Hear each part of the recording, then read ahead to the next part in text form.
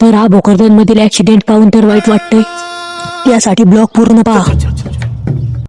तर आज मी चाललो होतो भोकरदनला बेकामी.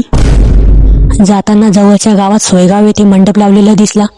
जिथं गरज नाही तिथं पहिले जातो आम्ही. अच्छा ठीक आहे. मग समजलं की इथं जत्रा पण आहे आणि सप्ताह पण होता. भंडारा तर असेलच. मग अबे साले मग काय, जिथं फुकट तिथं प्रकट. जेवायच्या आधी दर्शन पण घेतलं. गावातल्या लोकांना वाटलं माझे पोर गावातलेच म्हणून. आपण नाही घाबरत, आपण कुणालाच नाही. हा तर माझा मित्रच आहे. काही पण घ्यायचं असेल तर माझं नाव सांगा. 50ची वस्तू 100 मध्ये भेटन. मतलब वो अलग ही लेवल का बंदा था.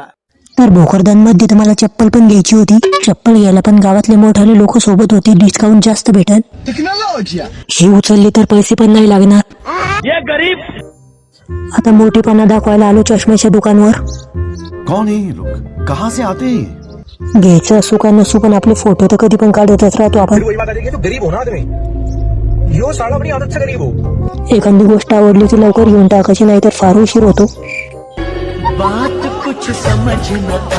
तर मी त्याच्या बाद गेलो केदारखेड बाजार मध्ये. आणि तुम्हाला तर माहितच असेल, पार्ट 1 पेक्षा पार्ट 2 भारी असतो.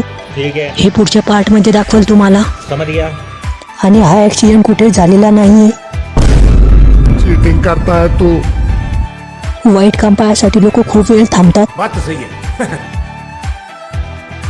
आणि खोटं बोललो यासाठी सॉरी.